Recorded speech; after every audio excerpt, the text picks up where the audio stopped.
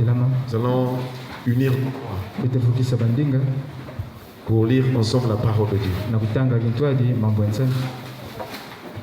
Nous l'avons rappelé que c'est un signe de communion fraternelle.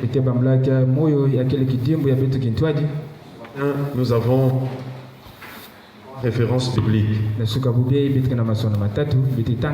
Gloire à ton nom, Seigneur.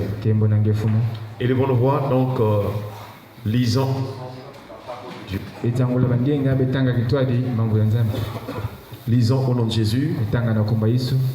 Job chapitre 36, le verset 10. Il les avertit pour leur instruction. Il les exhorte à se détourner de l'iniquité. Proverbe chapitre 6, verset 23.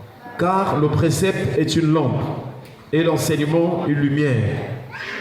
Et les avertissements de la correction sont le chemin de la vie. Ézéchiel chapitre 33, le verset 5. Il a entendu le son de la trompette et il ne s'est pas laissé avertir. Son sang sera sur lui. S'il se laisse avertir, il sauvera son âme. Amen. Amen. On peut s'asseoir, que Dieu nous bénisse. Depuis le dimanche dernier, chers frères et sœurs, nous sommes en train de voir la famille des sacrificateurs. Et comparativement à l'ancienne alliance, nous avons compris que de la même manière que Aaron était souverain sacrificateur et ses fils servaient aussi dans le sacerdoce,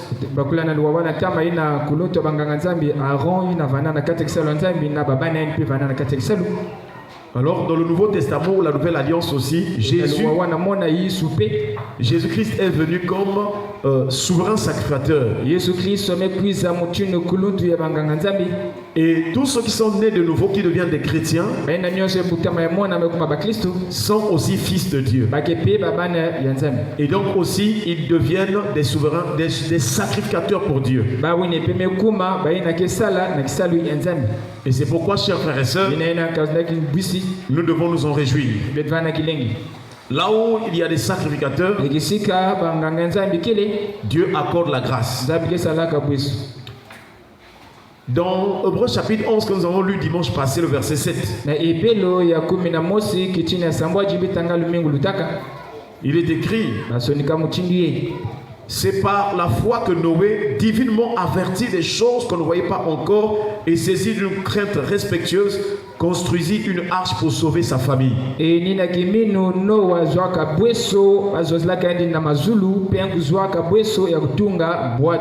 C'est par elle qu'il condamna le monde et devint héritier de la justice qui s'obtient par la foi.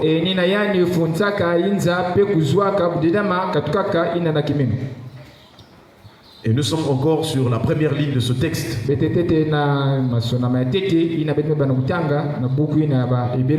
les mots-clés que nous sommes en train de développer, c'est divinement et aussi averti. Nous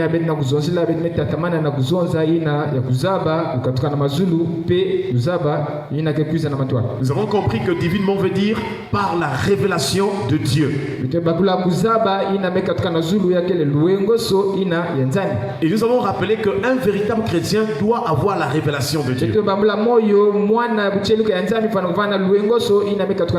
Nous devons aspirer, nous devons être assoiffés, nous devons aimer les choses spirituelles. Parce que Dieu nous a sauvés en Jésus-Christ pour nous enseigner les choses de Dieu. Nous avons vu que dans la vie de Noé, Dieu lui a donné, Dieu lui a parlé des choses qu'on ne voyait pas encore. Est-ce qu'on parle avec le Seigneur? Donc les choses de Dieu, les choses spirituelles sont tellement profondes que ce n'est pas donné à n'importe quel homme, à n'importe qui de comprendre, de voir ou vraiment de saisir ces choses.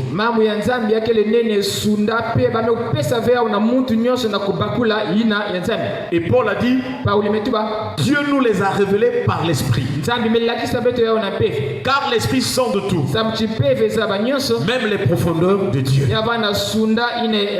Et nous prions cette année, nous prions que ton cœur commence à recevoir la révélation des choses de Dieu. Parce que la révélation est claire. Elle donne l'intelligence.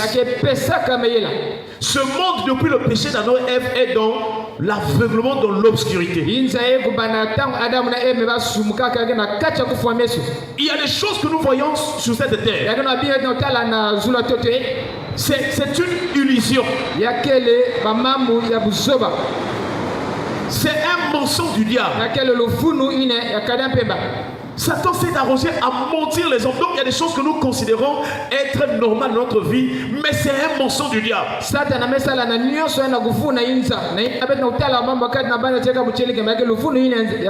Voilà pourquoi quand Jésus échangeait avec certains juifs, Jésus est arrivé à leur dire dans Jean chapitre 8, vous avez pour père le diable et vous voulez accomplir les œuvres de votre père. Donc si tu n'as pas la révélation, si tu n'as pas la vérité, la parole ou la lumière, chers frères et sœurs, tu risques de faire des choses qui sont du diable, mais tu penseras que c'est de Dieu ou c'est normal.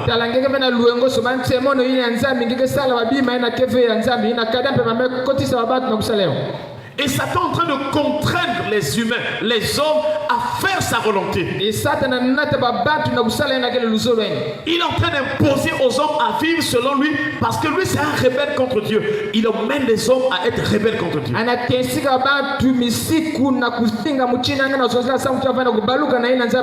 Mais nous prions ce matin que par cette parole que tu sois délivré au nom de Jésus-Christ. Car la Bible déclare, vous connaîtrez la vérité et la vérité vous affranchira. Alors, la révélation que Dieu a donnée à Noé, c'était une révélation qui était basée sur l'avertissement.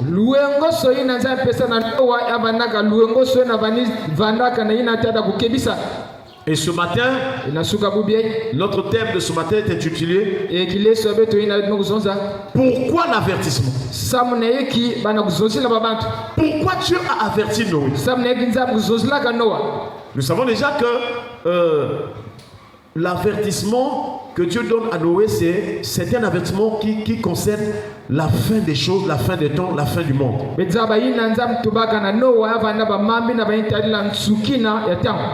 Pourquoi l'avertissement? Lorsque nous voyons dans les couples, dans les foyers, les parents et les enfants, vous allez remarquer qu'il y a des moments aussi les parents avertissent leurs enfants.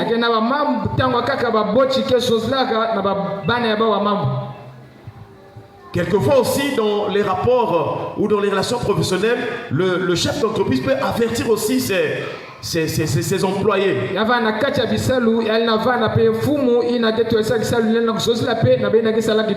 Donc du moins on peut dire que dans chaque couche sociale, dans chaque environnement social, chers frères et sœurs, l'avertissement est le mise. L'avertissement est très important.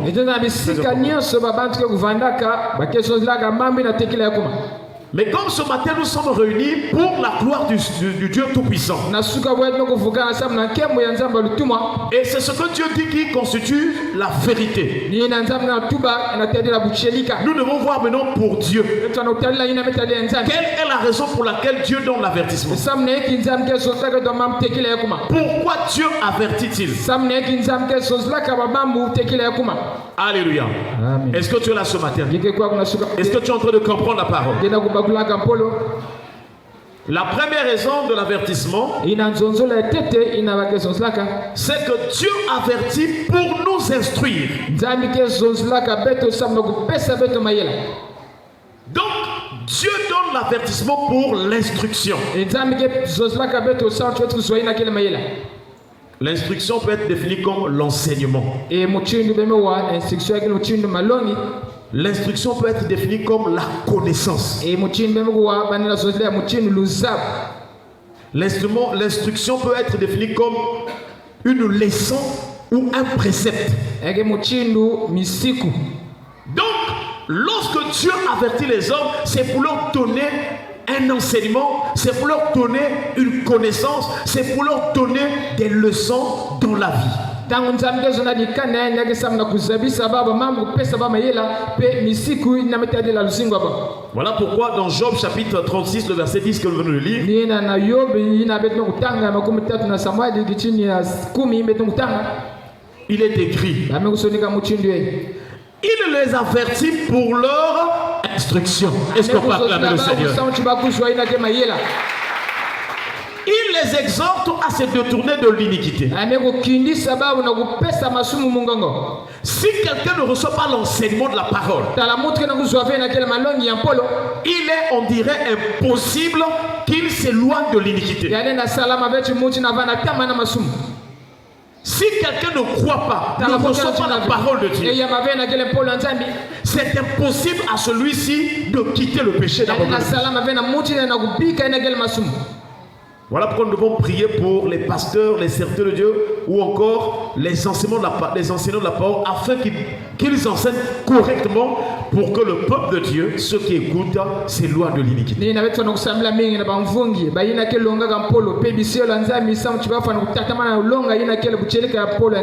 Vous savez qu'en principe, pour même invoquer le nom de l'Éternel,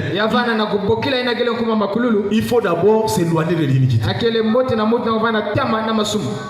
Et nous voyons à longueur de journée, les gens remplissent les églises, ils sont en train de crier Seigneur, Seigneur. Il y a des veillées de prière, de nuits de prière, de beaucoup de jours. Mais les mêmes personnes qui crient Seigneur, ils ne s'éloignent pas de l'iniquité ou du péché.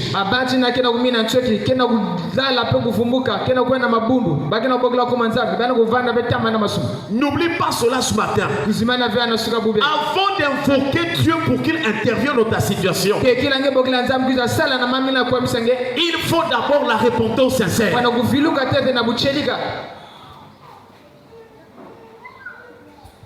Job a traversé des souffrances terribles. Mais il a compris, chers frères et sœurs, que Dieu nous avertit pour l'instruction.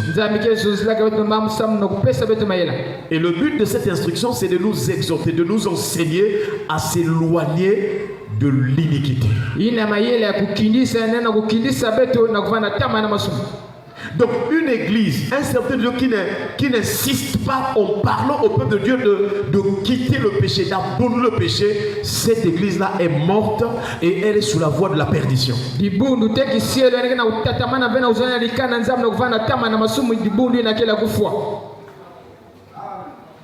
La situation la plus difficile de la vie de l'homme, c'est le péché. Si le péché, on enlève le péché dans ce monde, les démons aussi ne peuvent plus rien faire. Et le monde va rentrer dans la paix. Est-ce qu'on peut acclamer le Seigneur? Lorsque tu viens à l'église, tes oreilles doivent être attentives à l'enseignement, à la parole. Louer Dieu, c'est une très bonne chose. Danser pour le Seigneur, c'est une très bonne chose. Adorer le Seigneur, c'est une très bonne chose. Mes chers frères et sœurs, pour avoir la vie, pour avoir l'esprit de Dieu, il faut la parole et l'enseignement. Voilà pourquoi Jésus a dit à ses disciples, les paroles que je vous ai dites sont esprit et vie. Quand tu écoutes la parole, quand tu reçois la parole de tout ton cœur, tu es en train de recevoir les choses de l'esprit de Dieu. La puissance de Dieu, les choses de Dieu sont en train de rentrer dans ton esprit, dans ton cœur, dans ton âme. Reçois la parole, reçois l'esprit au nom de Jésus. Donc la première raison pour laquelle Dieu nous donne des avertissements, c'est pour nous instruire. C'est pour donner la connaissance. Donc Osée il a dit, mon peuple périt faute de connaissance ou bien parce qu'il manque de la connaissance. Les démons, ils se déguisent. Un démon peut se manifester pour te faire croire que c'est Dieu. Et aujourd'hui, beaucoup de gens courent derrière les féticheurs, derrière les faux prophètes. Parce qu'ils n'ont pas la connaissance. Mais pasteur, comment avoir la connaissance? Mvungi wapi muchinu mutu levana na lusaku. Bon, on va prendre un exemple pour voir une personne qui n'a pas la connaissance. Betbaka kifwani na kutala muchi na kebe na lusaku. Le Seigneur dans sa parole dit, dans Matthieu chapitre 16, je crois à partir du verset 17, voici les miracles qui accompagneront tous ceux qui auront. Ne dors pas. Voici les miracles qui accompagneront tous ceux qui auront. En mon nom, ils chasseront. Voilà. Ça, c'est la parole de Dieu. Nous tous, on vient à l'église, on prêche la parole. Tu as bien écouté. La Bible déclare que les démons, on les chasse au nom de qui? Jésus. Alors, toute personne qui croit en Jésus peut faire quoi? Peut chasser un démon. Ça, c'est la connaissance que la Bible nous donne. Maintenant, tu vas voir qu'une personne qui n'a pas la connaissance, il va aller dans un milieu où on lui dit par exemple que non, maintenant, on va prier au nom du Dieu de mon pasteur. On ne cite pas le nom, on dit seulement que non, maintenant, le Dieu de mon père spirituel là, il va vous bénir. Mais vous ne connaissez pas le nom là. La personne qui parle ne cite pas le nom de Jésus-Christ. Sœur, toi tu es venu pour écouter la parole. Pourquoi tu regardes les gens là? C'est ce qu'on est en train de dire. Pour recevoir l'instruction, tu dois voir là où le pasteur prêche. Tu vois? Si tu es Karashika, le feu va te brûler ce matin. Chers frères et sœurs, ne jouez pas avec le monde de la parole. Pendant que nous y sommes, c'est la vie. Où tu vas recevoir la vie, ou si tu as une mauvaise disposition, tu vas recevoir la mort.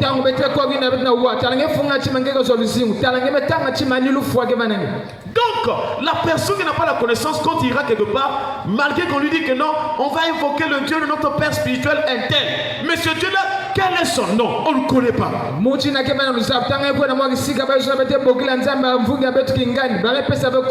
Or, lorsque Dieu a appelé Moïse, il a dit à Moïse que va, tu vas délivrer Israël de l'Égypte.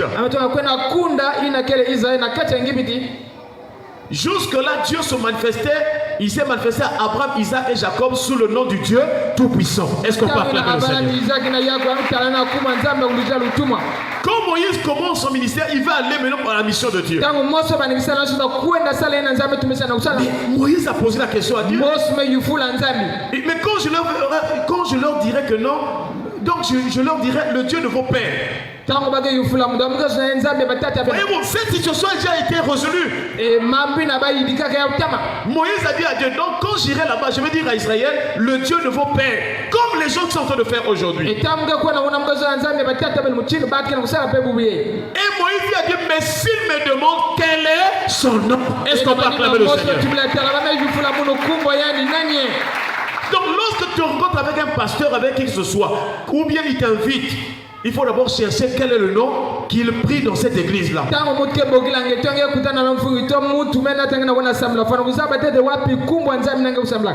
Dieu qui se manifestait comme le Dieu Tout-Puissant à Abraham, Isaac et Jacob,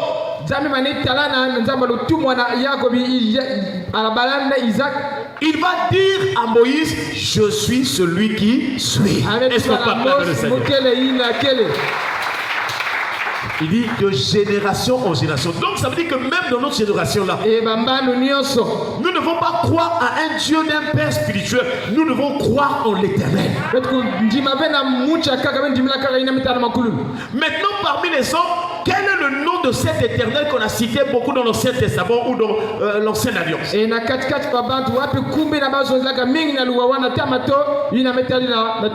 Ésaïe a commencé à révéler, il dit que car un enfant nous est né, un fils nous est donné. La domination reposera sur son épaule. On l'appellera admirable. C'est-à-dire celui qui mérite l'adoration. Est-ce qu'on peut acclamer le Seigneur? On l'appellera conseiller. C'est-à-dire que tout le monde doivent écouter ses paroles pour avoir la vie. C'est lui le mystère du conseil de Dieu. Est-ce que vous savez que Dieu a fait toutes choses? Dieu décide dans son conseil. Il a un mystère de sa volonté. On l'appellera Dieu puissant. Donc l'enfant qui va naître là, on l'appellera Dieu puissant. Et ensuite, Père éternel. Est-ce qu'on parle avec le Seigneur? Donc le Père éternel dont on parle dans l'Ancien Testament, c'est ce fils-là qui va venir naître parmi les hommes. En fait, c'est Dieu qui va venir dans la chair pour sauver l'humanité.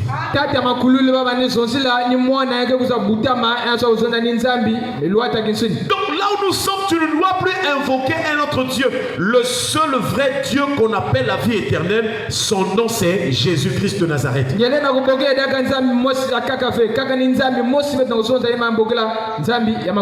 Aujourd'hui, nous avons dans les traditions humaines, dans les sociétés humaines, chaque culture ou presque chaque société prie un Dieu ou des dieux, mais qui sont contraires au nom de Jésus-Christ.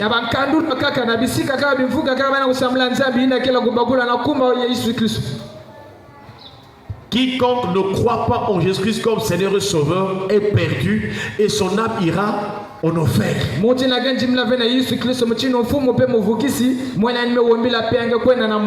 J'entends souvent les gens dire: oh non, vous pourquoi vous dites seulement c'est Jésus-Christ? Nous aussi on a nos aïeux, nous avons nos ancêtres, nous prions les ancêtres. Mais nous posons la question: est-ce qu'il y a-t-il un ancêtre qui est allé à la croix?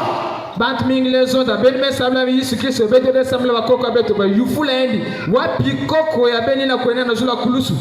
qu'il y a-t-il un seul ancêtre qui a dit: je vous pardonne vos péchés? Aucun ancêtre ne peut pardonner le péché. Aucun ancêtre s'est présenté comme le médiateur entre Dieu et les hommes.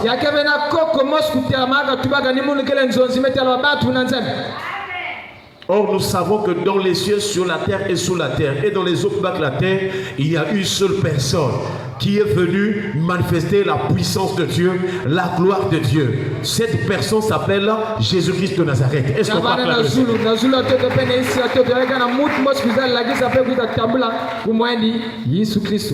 Pourquoi les gens ne comprennent pas que Jésus-Christ est Dieu?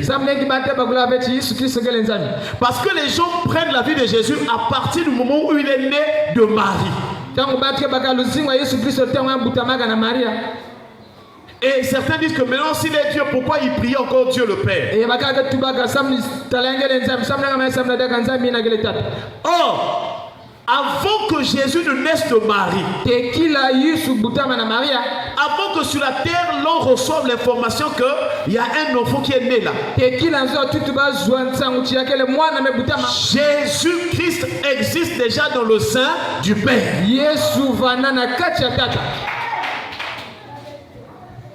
Un jour, Jean-Baptiste, il va parler de Jésus à ceux qui étaient autour devant lui. Il va dire que celui que vous voyez là, c'est celui dont je vous ai parlé. Je ne suis pas digne de délier la croix de ses souliers.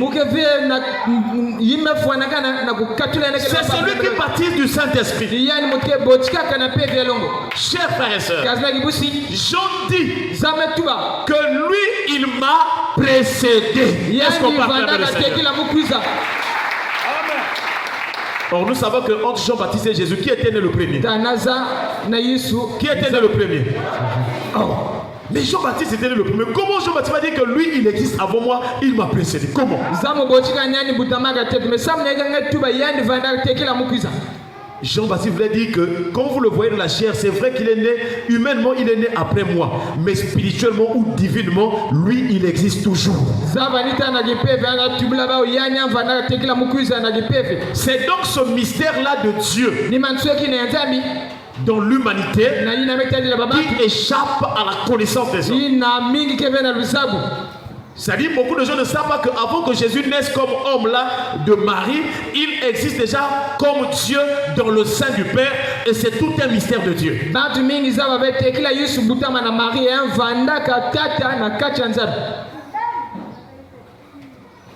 Jésus est sans péché. Yesu kebe na disumu. Parce que Dieu ne pêche pas, Dieu n'a pas de péché. Samchinzam ke suma kagavi.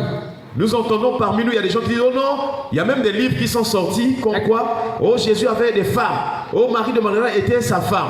Tout ça, c'est le diable qui sort ces livres-là pour détruire la foi.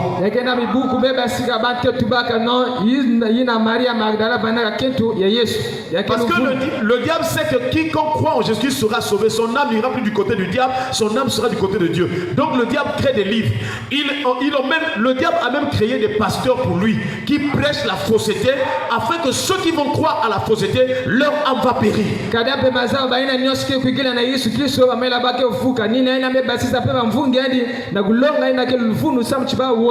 Vous savez que du temps d'Israël, il y a un homme qu'on appelle Jéroboam. Répète après moi Jéroboam. Je ne sais pas si toi tu es Jéro ce matin. Cet homme-là est venu en Israël lorsqu'il y a eu scission, c'est-à-dire l'enfant de Salomon qu'on appelle Roboam est devenu roi. Mais il avait manqué de sagesse. Et le peuple s'est divisé, 10 tribus sont parties au nord, il y a deux tribus seulement qui sont restées avec lui. Maintenant, les 10 tribus qui sont parties au nord à Samarie, donc il y a un homme qui est venu et on a établi cet homme-là roi. Cet homme s'appelle Jéroboam.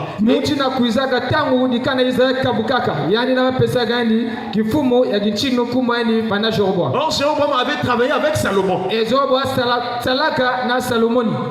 Maintenant, quand Jéroboam arrive au trône sur Israël, les 10 tribus, il sait que chaque année, Israël célèbre les fêtes en l'honneur de l'Éternel. Il a demandé conseil à ceux qui étaient autour de lui. Parce qu'il voyait la fête venir. Si je laisse ce peuple le jour de la fête, ils vont repartir à Jérusalem, ils vont célébrer l'Éternel et moi je veux perdre tout ce peuple.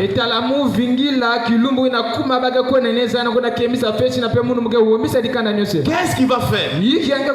Il va commencer à créer les fêtes pour lui-même. Pour que les 10 tribus d'Israël ne partent plus à Jérusalem, qu'ils restent avec lui. C'est ce que le diable fait. Pour empêcher les hommes d'aller vers Dieu. Pour empêcher les hommes de croire en Dieu. Le diable crée des réjouissances, des fêtes et des distractions dans ce monde. En dehors des fêtes et des dates que lui-même il avait résolues comme ça. Jéroboam, il a pris aussi des sacrificateurs qui n'étaient pas de la race sacerdotale, qui n'étaient pas dans la descendance de Lévi ou bien de Aaron. Il les a placés comme sacrificateurs. C'était une occasion de chute pour le peuple de Dieu. La même stratégie de Jéroboam existe aujourd'hui. Il y a des églises, il y a des gens qu'on a établis comme pasteurs. Il n'a pas le profil sacerdotal.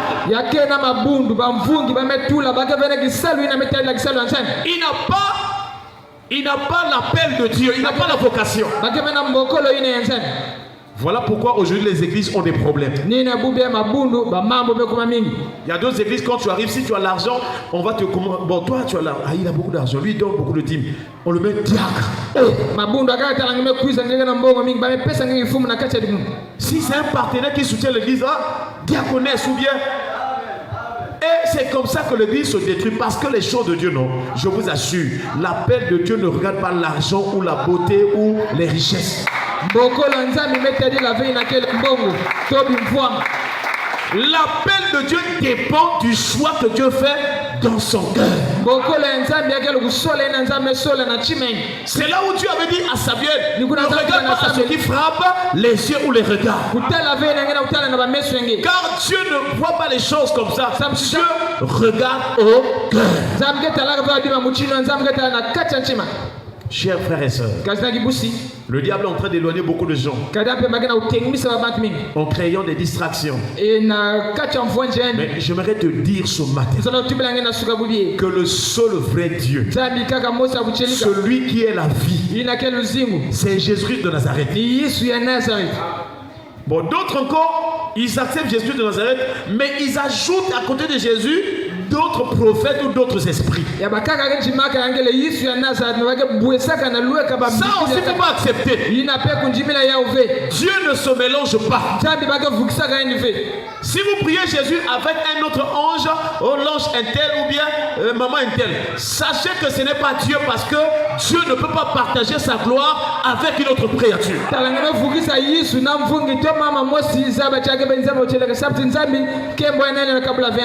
Rassurez-vous, chers frères et sœurs, le seul nom qui est au-dessus de tout nom, c'est le nom de Jésus-Christ. Le nom le tout-puissant, qui a terrassé le diable, qui a détruit la puissance de lui. Le nom devant lequel les démons tremblent.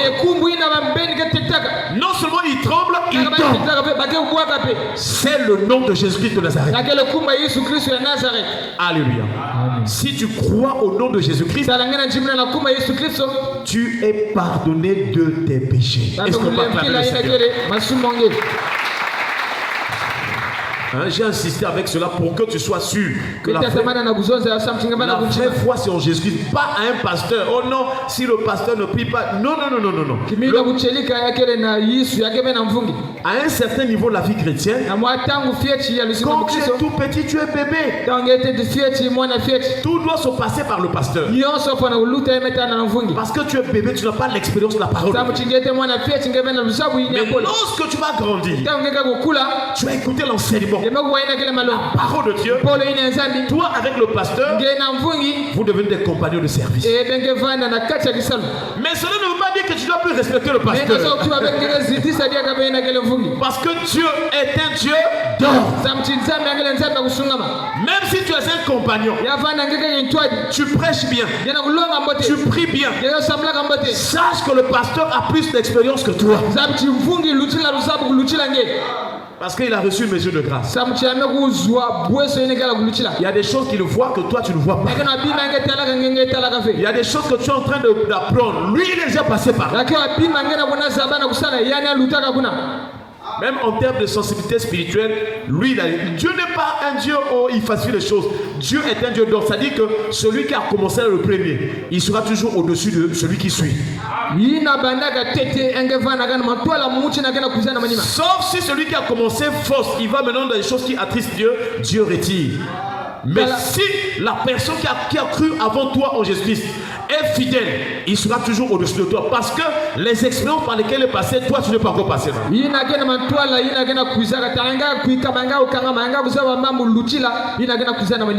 choses de Dieu, ce n'est pas des amusements. Ce n'est pas que non, on est déjà habitué. Non! C'est sérieux, frère. Voilà pourquoi je vous encourage d'être sérieux avec Dieu.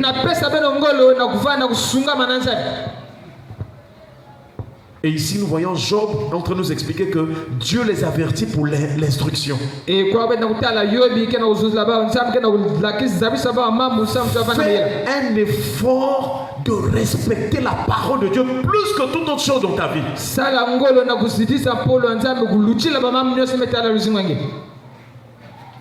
Donc nous comprenons par là que Dieu nous enseigne. Tel que là tu es en train d'écouter la parole, Dieu est en train de te parler pour ton enseignement, pour te donner la connaissance. Parce qu'il y a des domaines de ta vie où tu es en train de faire des erreurs. Mais quand la connaissance de la parole va rentrer dans ton esprit, dans ton cœur, lorsque tu vas croiser des choses dans ces domaines-là, tu ne vas plus faire des erreurs.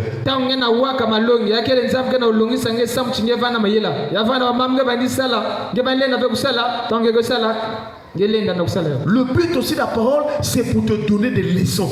Parce que si dans la vie tu n'as pas de leçons, nous aujourd'hui, si toi et moi nous connaissons écrit, parce que nous avons eu des leçons. Les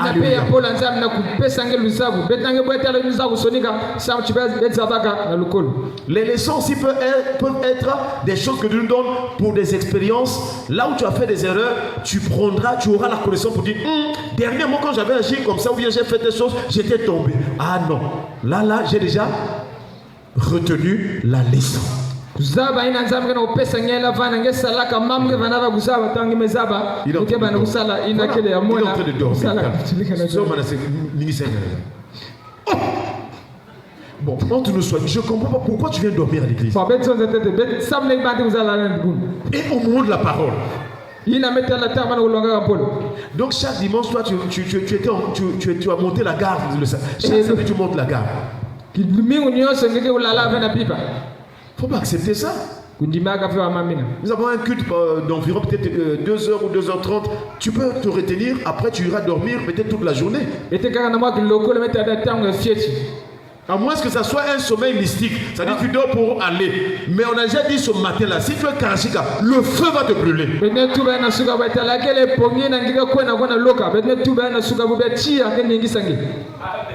Deuxième raison pour l'avertissement. Est-ce qu'on parle de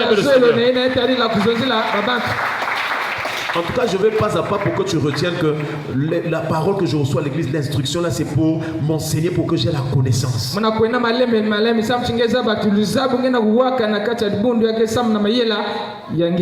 Le deuxième texte que nous avons lu, c'est Proverbes chapitre 6, verset 23. Il est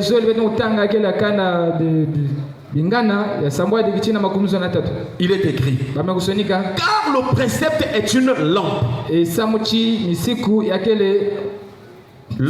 La lampe. Et l'enseignement une lumière. Et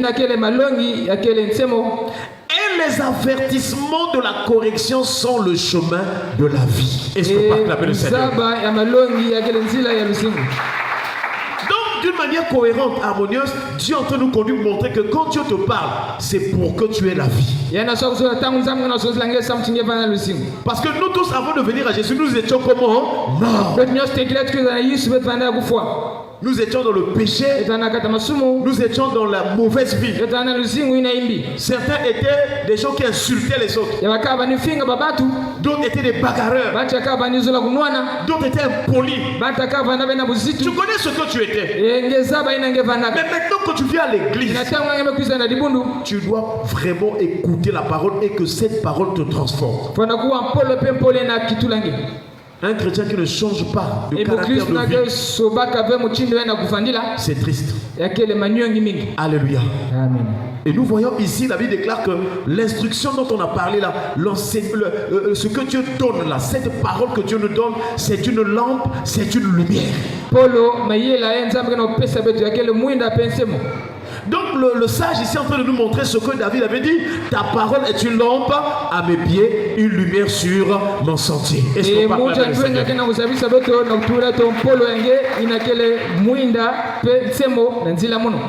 Mais est-ce que la parole est une lampe comme la lampe que nous utilisons à la maison? C'est une image que Dieu donne. Parce que Dieu sait que nous connaissons les lampes et les lumières d'une manière naturelle ou bien physique. À quel moment on allume la lampe?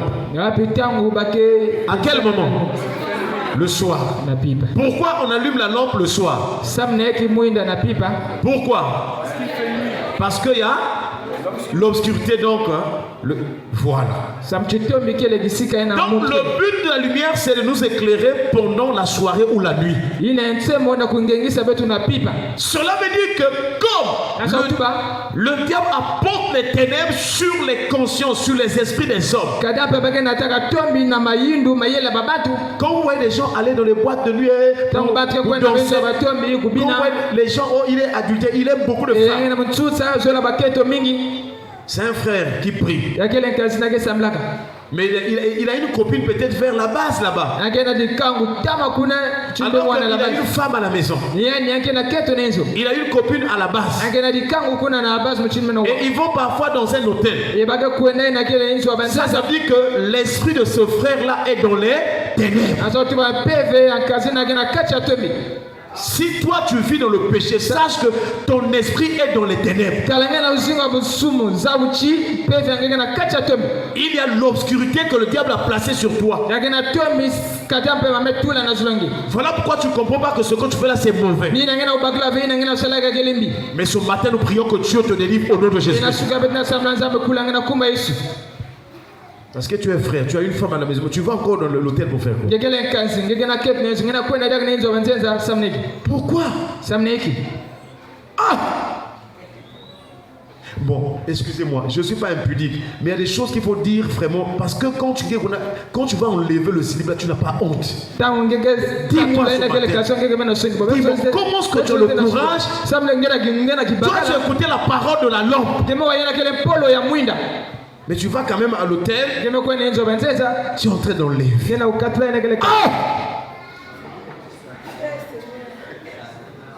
Je vous assure, est-ce qu'il y a quelque chose là ou pas? Et puis quand tu finis, tu mets encore. Et dimanche, tu viens tout. C'est pas possible.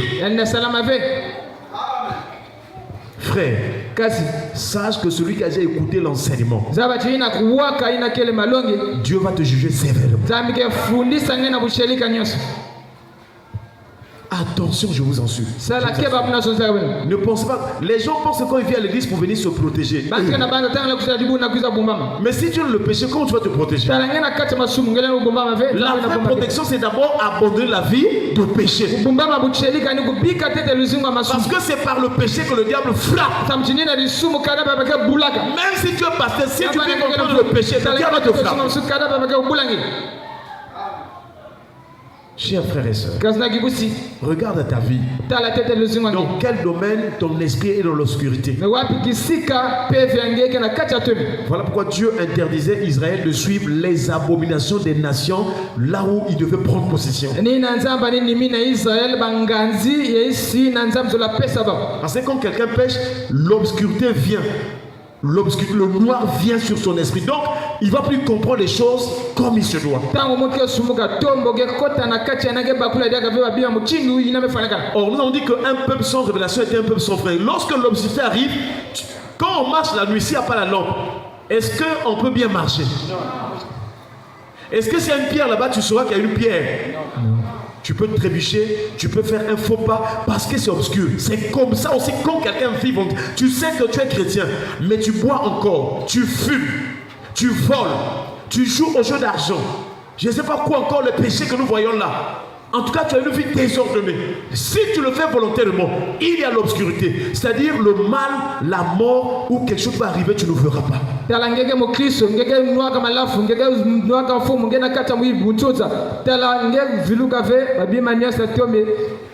Ça sera brusque. C'est là où vous voyez personne que quelqu'un tombe. Mais papa, mais pourquoi Dieu peut permettre que le frère là? C'est pas Dieu. C'est lui-même qui a laissé l'obscurité venir sur lui. Oh papa pasteur, moi je comprends pas. Pourtant moi je donne ma dîme. Donner la dîme, c'est un acte de reconnaissance. Mais l'obéissance vaut mieux que les sacrifices. Je vous assure. Sinon, vous allez changer. Vous allez, oh non, vraiment, je ne comprends pas. C'est toi qui as un problème. Mets de l'ordre dans ta vie. Il y a des choses que tu vas avoir, non, sans même prier beaucoup. Oh non, ça parce que si tu obéis à la voix d'Éternel, ton Dieu, la bénédiction, la vie, la grâce va te suivre.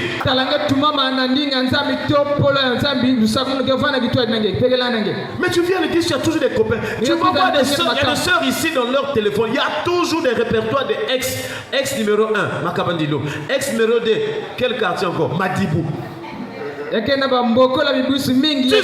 Il m'a dit lundi tu es allé à Makabandilou. Makabandilou.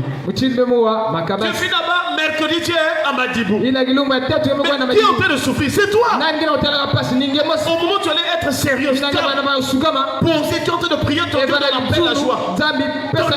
Ton esprit agité pour aller à Makabandilou. Et les bandits de ce soi-disant homme là, ils te font souffrir pour rien. Parfois pour avoir seulement 10 000, il te fait souffrir. Je préfère rester avec Jésus. Même si j'ai un petit quelque chose. La Bible déclare, vaut mieux un morceau de pain sec avec la paix qu'une maison pleine de viande avec les querelles. Afin que Jésus, ton esprit repose avec tranquillité.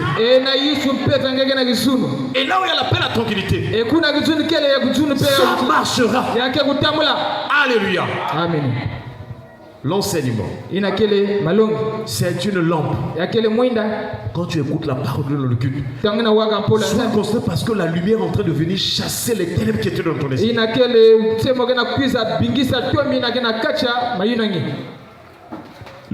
Car le précepte est une lampe et l'enseignement une lumière.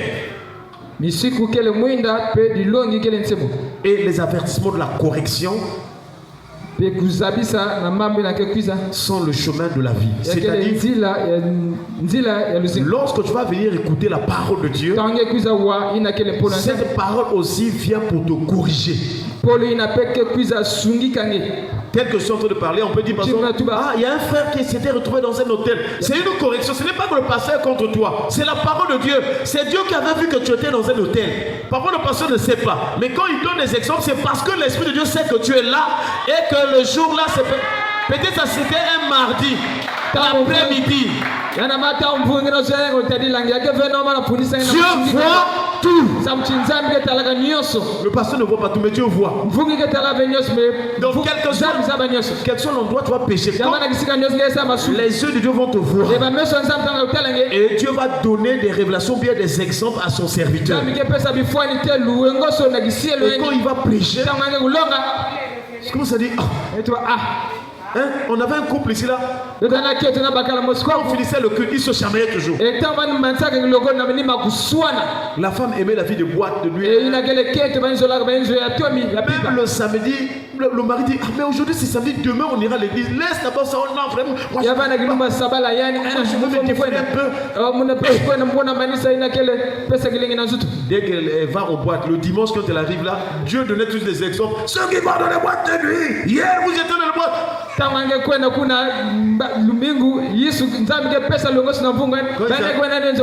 Ils arrivent à la maison. Moi je n'aime pas. Toi c'est toi qui as dit au pasteur. Je dis moi je n'ai pas causé avec le pasteur. Comment est-ce que hier j'étais à la boîte de nuit, dans la boîte de nuit, et le pasteur a dit c'est toi. De nous deux qui savait que hier je n'ai pas pour moi causer avec le pasteur. C'est Dieu qui a parlé. Est-ce qu'on peut acclamer le Seigneur? Voilà pourquoi.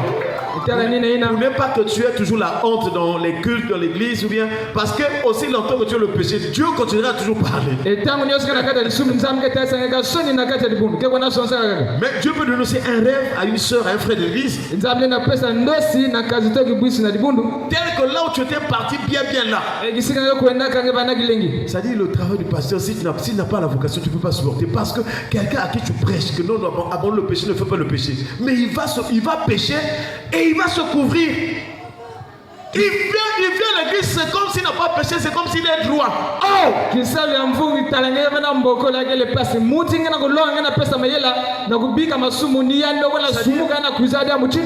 L'église a vraiment changé. Sinon, un véritable chrétien, quand tu as péché, tu as comme une honte. Ça dit que tu as même honte même de s'approcher. Ça dit que tant que tu ne confesses pas ce péché-là, ça dit que la honte là, ça dit que tu es dérangé d'être avec les autres.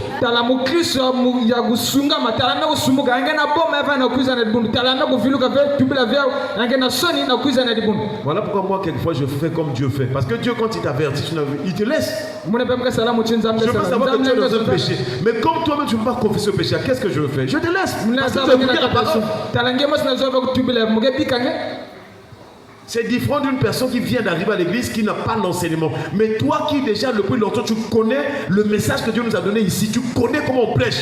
Si tu pêches volontairement, c'est que toi, tu veux vivre cette vie-là. Et les conséquences vont venir.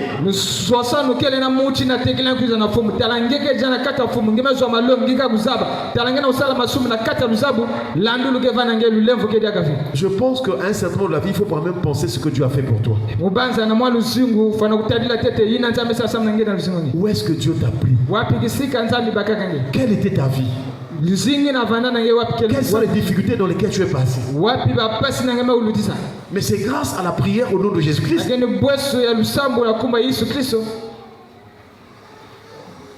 Nous faisons un travail comme d'éducation, mais aussi de secours. Tu étais dans la boue, tu étais dans les problèmes. J'étais soutenu dans la prière. Maintenant que Dieu t'a relevé, la vie commence à être un peu stable. Au lieu que toi, tu suives maintenant ce que je t'ai enseigné. Toi, tu veux encore repartir dans le péché pour que moi je vienne encore... non, parce qu'il y a de nouvelles âmes qui arrivent. Je dois aussi suivre les nouvelles âmes.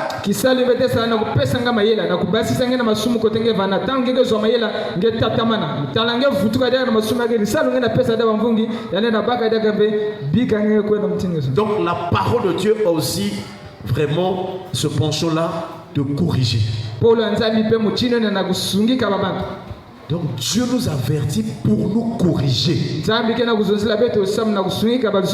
Et si tu n'acceptes pas les reproches, tu n'acceptes pas la correction, tu ne pourras pas changer. Et sache que s'il y a un danger qui arrive, tu tomberas.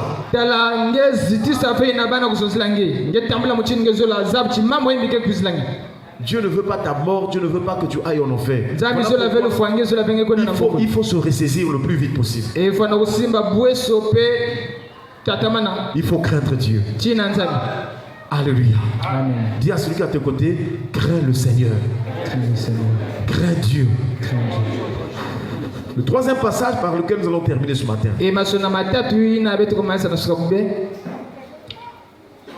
Nous sommes dans Ézéchiel chapitre 33 que nous avons lu. Ézéchiel 33, le verset 5. Suis bien ces trois références. En tout cas, n'oublie pas, ne jette pas ça. Même quand tu vas à la maison, tu relis encore. Il est écrit. Il a entendu le son de la trompette. Et il ne s'est pas laissé avertir. Son son sera sur lui.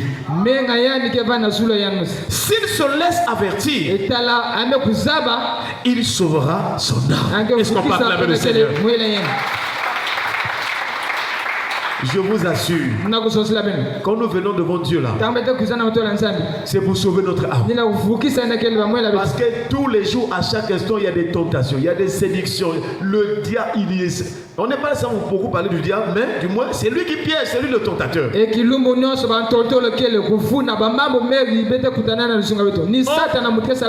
dois savoir maintenant que toi, tu cherches à sauver ton âme. Nous avons déjà dit que le corps là, ça va retourner à la poussière. Mais un jour, quand Jésus viendra, c'est ton âme qui sera devant Dieu. Même si Jésus ne vient pas, si quelqu'un meurt là, c'est son âme maintenant qui va voir les choses dans le monde spirituel.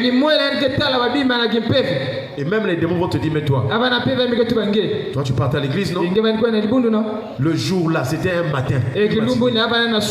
Dimanche le quantième? Dimanche le quantième? Le 18, quel mois? Le 18 août. Les démons savent aussi ça. Il dit le 18 août, tu étais à l'église. On t'avait prêché ces choses-là. Mais comme toi, tu as voulu faire nos choses,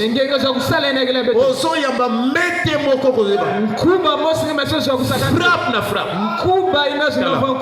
Un homme peut te taper, même si tu te blesses, ça sera un peu bien, tu vas te soigner. Mais si le démon te tape, on a déjà vu des gens qui ont des camos là. Coup de tête, ça déchire. Ça, c'est un homme. Ça, c'est une puissance de démon qui te tape au travers d'un homme. Maintenant, si le démon lui-même te frappe, ça sera terrible. Ça sera une souffrance que tu n'as jamais souffert dans ta vie. Voilà pourquoi, chers frères et sœurs, nous devons accepter la correction. Ici, le prophète Ézéchiel nous rappelle.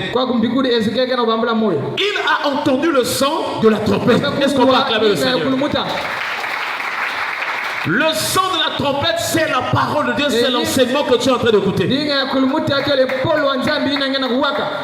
Or, dans Israël et dans l'histoire, la trompette va servir de préparation. La trompette annonçait quelque chose. Et en Israël, la personne qui sonnait la trompette, on l'appelait la sentinelle. Est-ce qu'on peut acclamer le Seigneur? Là, la sentinelle, c'est le prophète. C'est le serviteur de Dieu. Donc Dieu m'a placé ici là comme sentinelle pour ta vie. Voilà pourquoi tu ne dois pas te moquer. Tu ne dois pas parler du mal de la sentinelle. Et quand tu appelles une personne au service de Dieu, Dieu lui donne les capacités. Dieu lui donne la force. Dieu lui donne le temps. Chers frères et sœurs, si je te donne mon régime là seulement de prière ou bien de nuit, frère, mais ce n'est pas que moi je suis quelque chose, mais c'est Dieu, puisqu'il m'a appelé à cela, lui-même me donne la provision, l'équipement et ce que pour supporter les nuits et les sommeils et tout.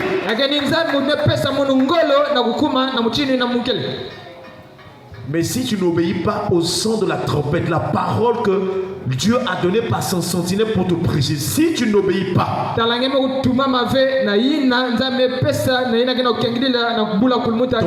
âme ira au séjour des morts.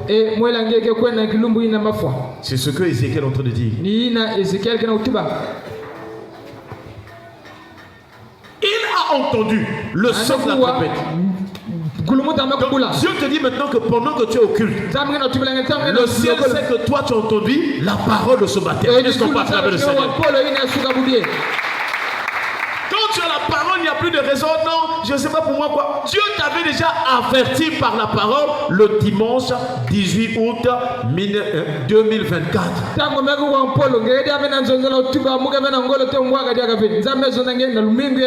Entre 9h30 et 10h déjà, on avait parlé de l'avertissement sur la parole.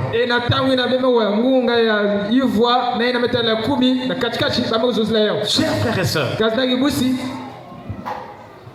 maintenant, Dieu nous montre dans ce texte que quand quelqu'un entend le son de la trompette, la Bible déclare, et s'il ne se laisse, et il ne se laisse pas avertir. C'est-à-dire, quand tu écoutes la parole, toi, tu as un choix à faire. Ou bien tu vas te laisser avertir. C'est-à-dire, tu vas te laisser suivre la parole, obéir. Parce que tu as un choix à faire dans ton cœur. Si tu ne laisses pas avertir, si tu n'acceptes pas la correction, si tu n'acceptes pas la vérité qu'on te prêche là, dans ton cœur tu boudes, tu refuses cela, tu mourras.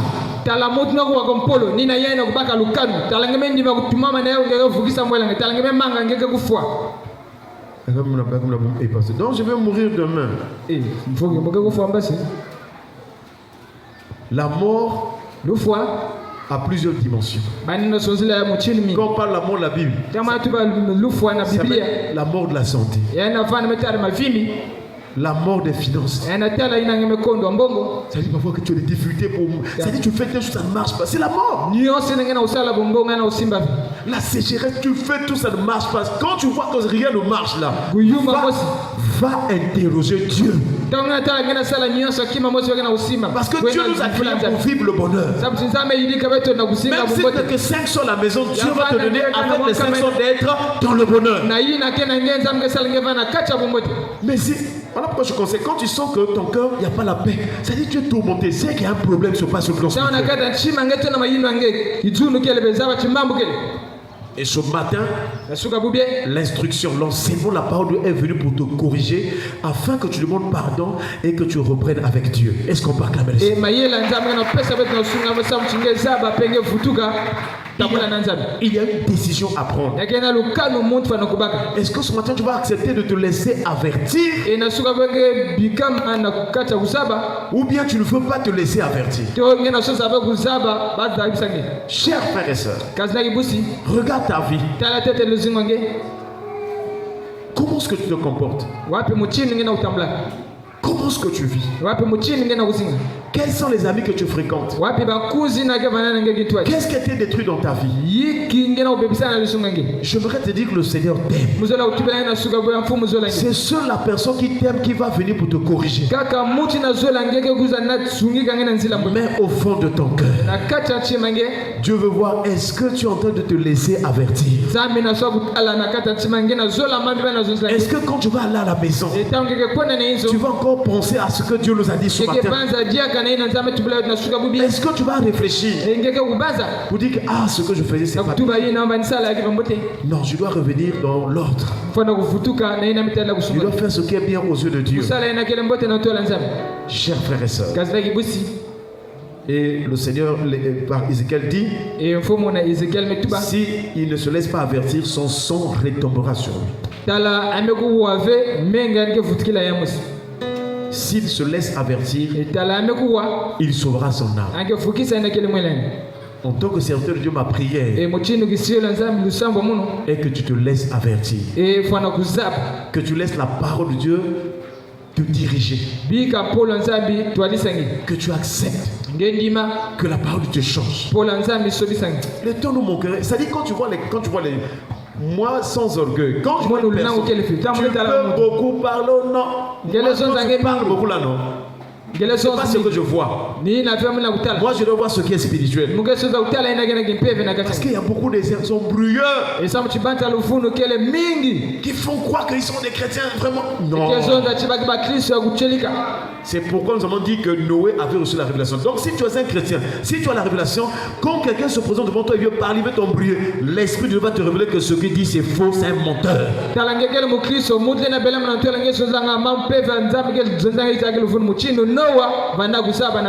Un jour je disais aux sœurs, les sœurs, vous devez chercher le don du discernement des esprits, de la parole de connaissance. Parce que même si ton mari va trouver par exemple une femme en Bazampoudi, mais